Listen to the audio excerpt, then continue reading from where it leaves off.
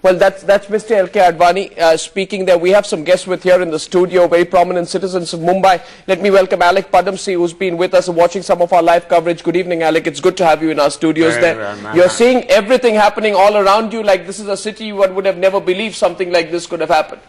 What are your thoughts as you see all this happening around you, Alec? One of my thoughts are that Bombay has been under attack since 1993, and I would like to know what the government has done to ensure that, number one, intelligence is good, and number two, why aren't there rehearsals like you have fire drill rehearsals? Why aren't there rehearsals that if any place is attacked, what does the public do? Why isn't there a list of do's and don'ts?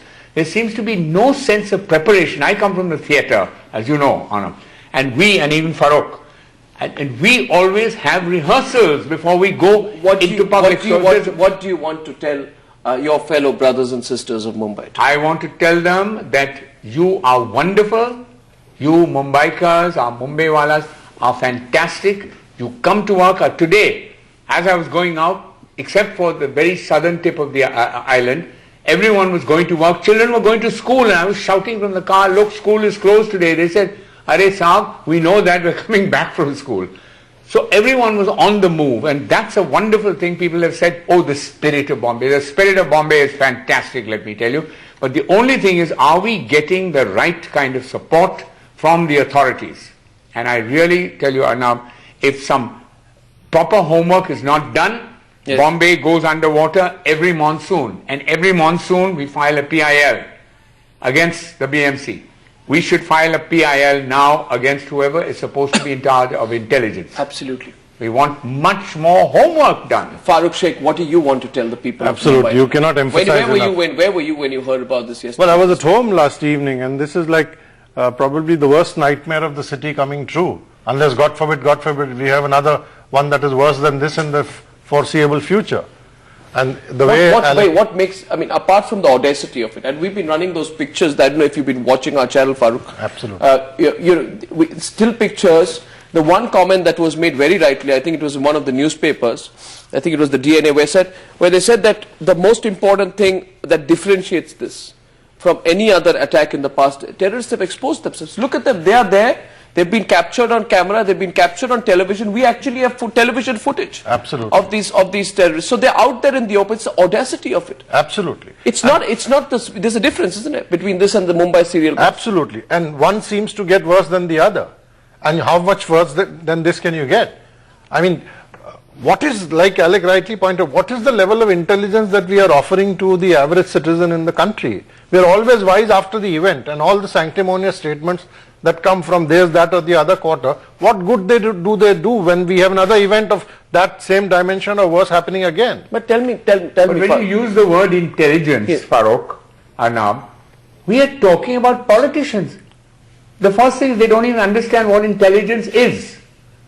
And we are talking about a different kind of intelligence, but I tell you, Farokh, that unless there are people who are competent, who have degrees in whatever intelligence requires, who've been to Israel, who've been to America. America had 9/11, and since then there has never been an attack. Absolutely. How did they manage it in a country that's huge, with borders, huge borders, more borders than we've got? Absolutely. I just breaking news. I'm going to come back to this. Mumbai Bureau Chief Deepti Menon is reporting from outside the Taj now.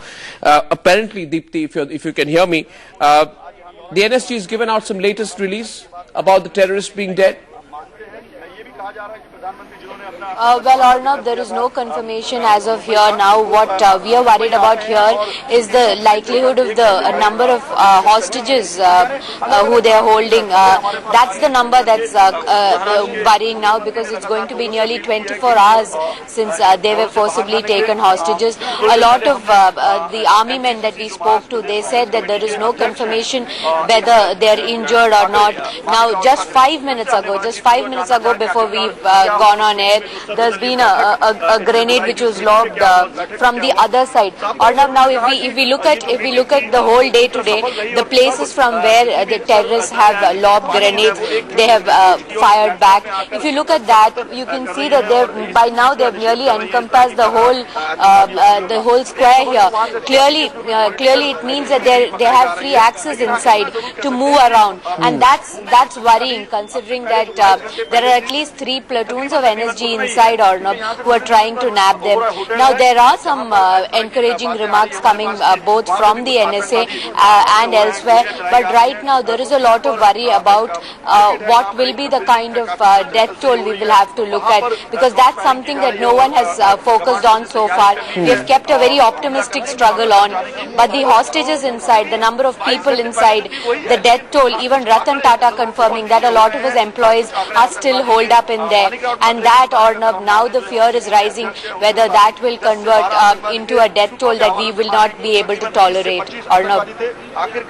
Well, that is, you put it very well, Deepti, there. I mean, in all of this, the death toll, in all of this rescue operations, individuals coming out, people are looking for the slightest sliver of hope at this point of time, Farooq. The slightest sliver of hope. So they're trying to push away, in fact, and hope against hope that the death toll at the Taj is not high. But as Deepti reported, that's a real possibility. Absolutely. That's a real possibility. And unfortunately, the completely innocent members of the staff, I mean, they were just doing their job, trying to earn a living. And they are exposed to this. But look at what, like Alec pointed out, look at what our politicians do. We have the same platitudes, the boring platitudes from the powers that be, whether at the state level or at the central level. Yes. And look at what the leader of the opposition does on landing. He immediately makes a comparison. Oh, but this is worse than that. Trying to score a little brownie. I mean, is this what our politicians are supposed to do? But absolutely not. In fact, one was hoping that on a day like this, we heard it could have been possible that the Prime Minister and Leader of Opposition would fly down together, Absolutely. visit the places together. That symbolism would not have been forgotten on the people of this country. Absolutely.